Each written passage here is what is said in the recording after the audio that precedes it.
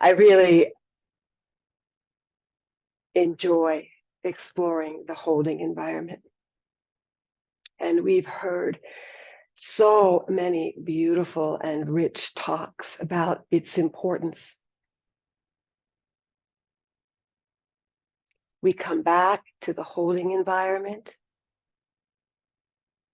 this internal temple or sanctuary of body and breath, heart and mind. We do this so that we can steady and ground, reorient, and rest.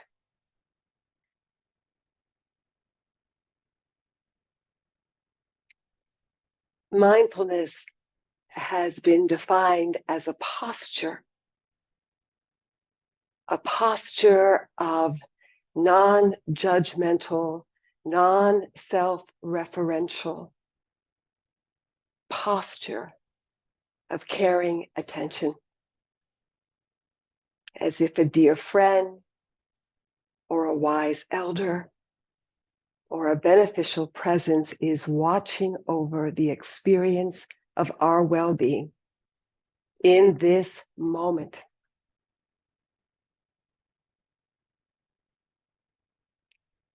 The posture suggests a sense of welcoming and acceptance.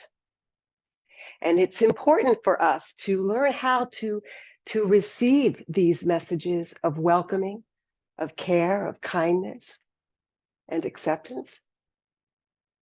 We want to grow our willingness to be able to receive these messages of care, because this helps our hearts to awaken and open.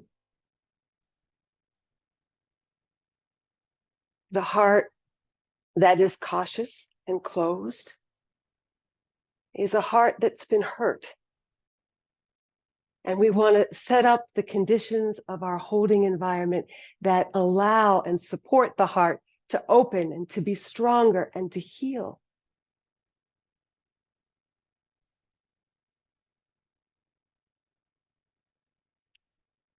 I want to ask you, who and or what or where helps you feel held, helps you to trust into your goodness, just as you are. I want to bring a little more focus to the feeling of being held and loved. How does it feel to be held in a gaze of welcome, in a gaze of kindness, or in a gaze of delight? The child who is held and loved in a field of kindness begins to trust in this. And when the world or those important people who have, who were there to hold us haven't been so trustworthy, the child in us begins to build walls that protect the heart. Of course we do this. Of course we do. We know the feeling of not being held. We know this.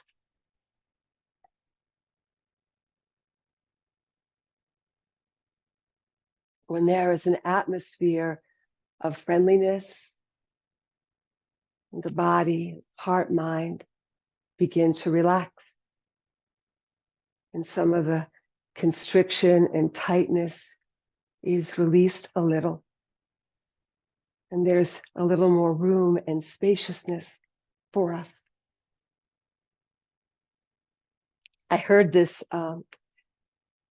cartoon and I thought, oh yeah, this fits. And the cartoon is about a dog who is a psychotherapist. And the dog psychotherapist is meeting their new client. And the dog therapist says to her new client, let's let me tell you a little bit about the way I work. I want to tell you a little bit about my approach. I'm going to lick your face and wag my tail and be really happy, genuinely happy to see you every time I see you.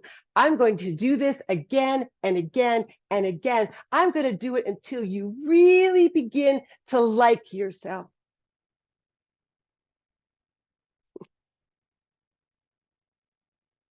So this is sweet, sweet. It may be a little sloppy, but it's effective.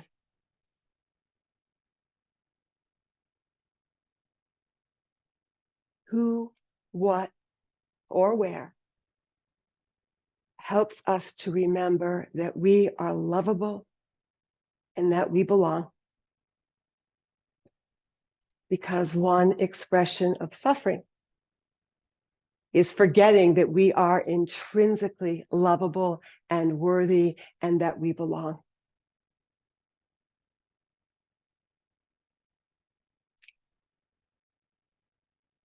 Something that really rescued and reinvigorated my practice was a practice known as the benefactor practice. And it helped me to open to the felt sense of compassion. Because without that lens of compassion, my mindfulness practice was kind of dry. It's kind of like the difference between talking about honey and actually tasting honey. And Lori talked about this on Monday, that difference between cognitive understanding and really heartfelt feeling, experiencing. I was taking a certificate course at the Institute for Meditation and Psychotherapy, and this particular class had been it had already occurred. So I was watching a recording. I was by myself, and the practice was introduced by John McCransky. And the support was so simple. We hear this support here. Bring to mind someone who was delighted to see you because you are who you are. Just because you are who you are. Someone in whose presence you could absolutely, completely, totally be yourself. And I think we all had this experience where we've heard something over and over again, but then we hear it in a way that's different. We resonate with it. And that's what occurred for me in that moment. I knew right away that the beneficial presence was my grandmother, and my heart opened. And I wanted to look to the person to my left or to my right and say, did you feel that too? The encouragement in this practice, this is what we do here also, was to stay with the felt experience of the acceptance, of the delight, of the warmth, to notice when we are distracted, when we are pulled away, and to kindly come back. And it was also to some of the imagery was to receive this, to receive the warmth and acceptance like a cat on a sun-drenched porch, soaking up all the rays of the sun. And allowing this sense of warmth and acceptance to come into every part of us, every cell. Our insecurities, our fears, our worries, our strengths, our grief, our hopes. And I did this over and over again. We can look at this as a reconditioning practice so that the unconditional qualities of love, of care can come forward. I don't call on my grandmother for equanimity. I call on her when I want to feel that sense of love. And you may or may not know this, but the benefactor practice comes from Buddhist devotional practices. And the most common one is that of taking refuge, visualizing a field of caring spiritual figures in whom one's can place one's trust and from whom one can receive inspiration and unconditional love and guidance. And here's Winnicott's holding environment 2,000 years ago. So it's helpful, I think, to think about this as moments. A moment when someone was with you in a very simple and caring and loving way. Friends or strangers, a camp counselor, a coach, an aunt, an uncle, archetypes, spiritual teachers, a bridge club, the four furry-legged ones, a sangha, a lineage of teachers, our benefactors, a benefactor moment of play or of deep listening. And there are poems and plays and music that have impressed us and helped us to open our hearts, that have inspired us. There are benefactors we're not even aware of. We want to recognize this field of care and recognize that we too are a part of it. We do this so that we can trust more and more that the benefactor is in us. And in this receiving, we deepen. And as we deepen, we have a greater capacity to offer. The Tibetan teacher, Soni Rinpoche, refers to this as essence love. And he says, you here in the West, you suffer so much because you don't trust that. You don't yet feel into that. Know that it's in you. So this is a practice, that bringing to mind moments of feeling loved and cared for that supports us in relaxing in kindness, relaxing in love. Love softens the layers of graspings and gripping, which is a source of so much distress. We can become very, very focused on the unloving aspects of our lives and in the world. It's so easy to see them. And we often overlook the countless small gestures of kindness that are happening all around us. We want to notice them and savor them and make much of them, because this helps the heart.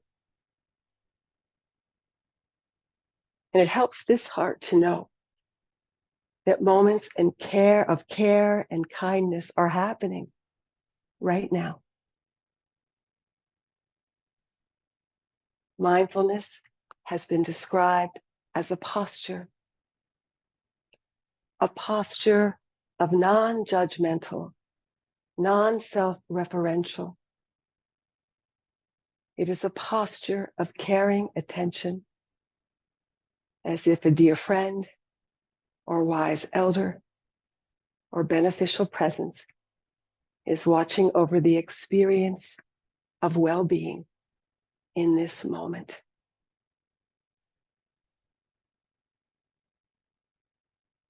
Thank you for listening. And now let's turn to our practice. Okay. Remembering we have these precious bodies that need our attention. Let us listen to what they need.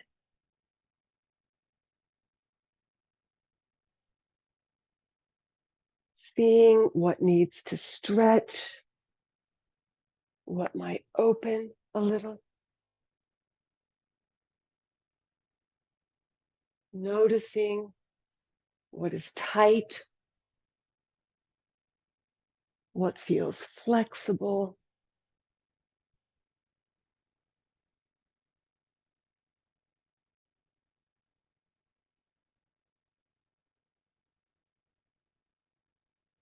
And moving slow enough to track the movement, to feel it.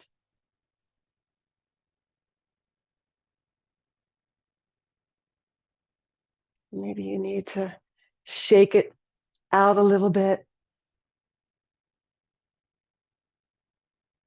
Move the face.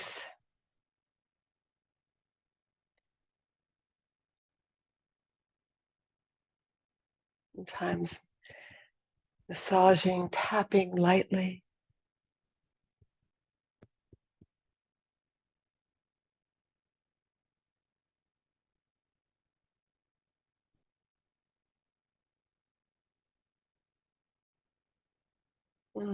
Offering the body what it needs to feel supported and comfortable.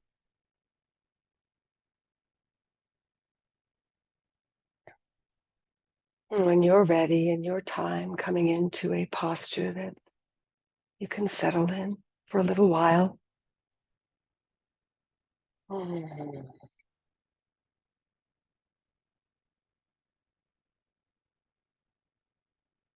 And from the very beginning, the practice of dwelling in the support and encouragement of coming together, allowing ourselves to receive the goodness and care of Sangha as a support to soften.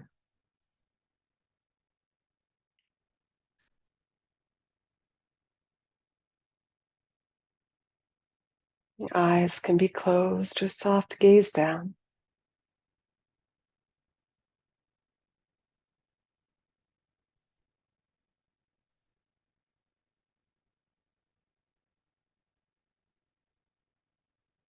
Notice the rise and fall of the breath.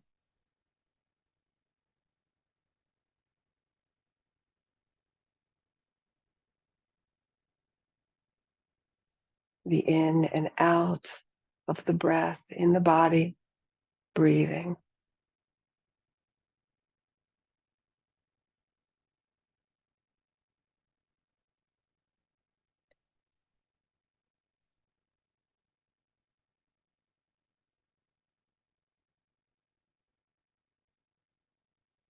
Inviting the body to settle and unwind, unbind in its good time.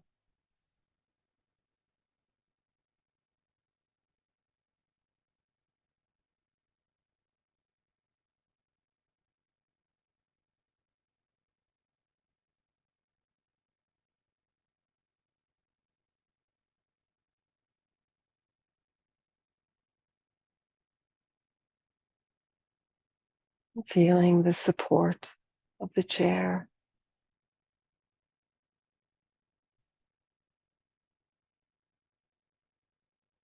The body is being held.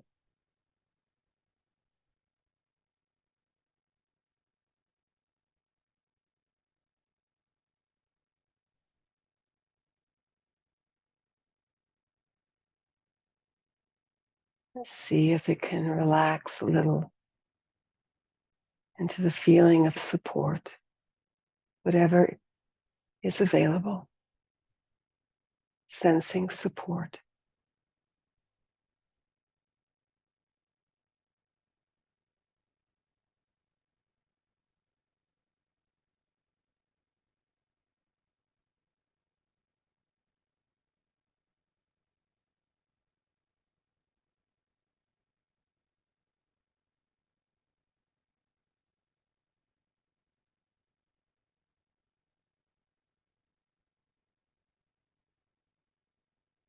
And deliberately turning our attention to ease and comfort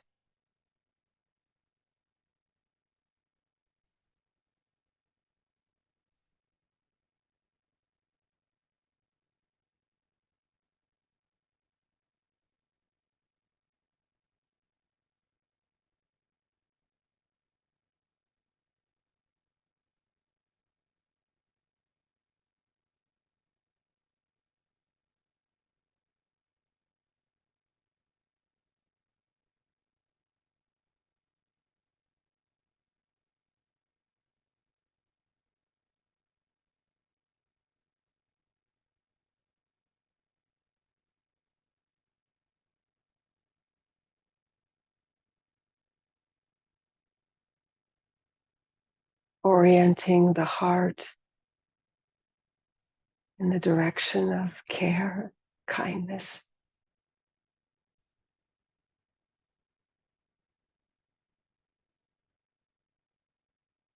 Spacious heart.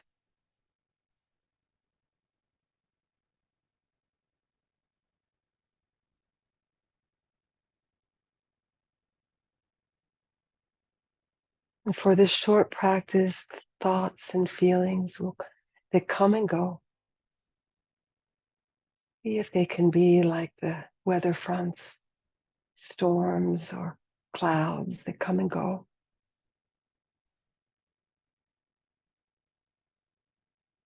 In the spacious sky.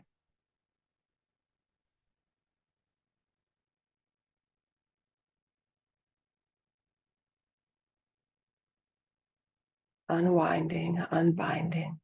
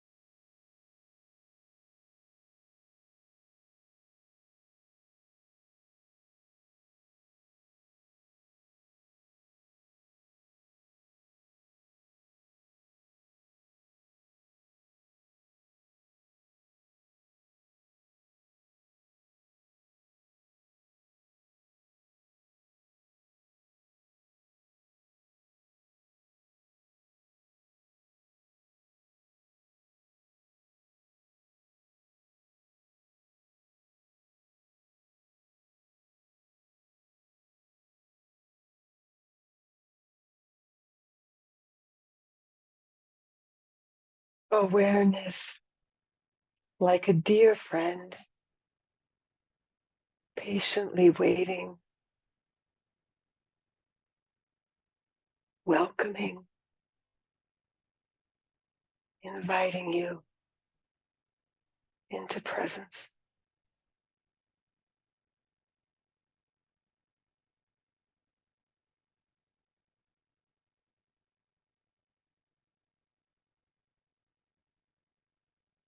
And taking nothing for granted. This breath is precious.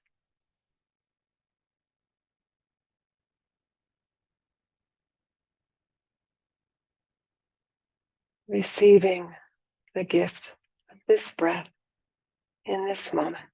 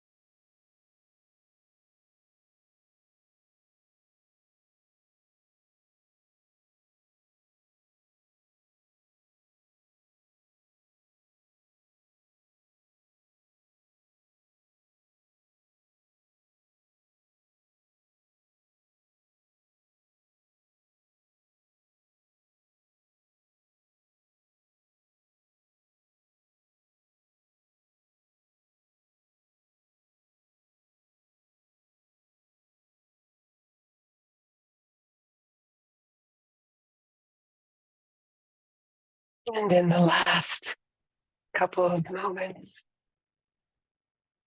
sensing into the field of care that is here today, and all the folks who are sitting here with you, and you here with us. And can you sense the preciousness of the dear one who's sitting in your seat?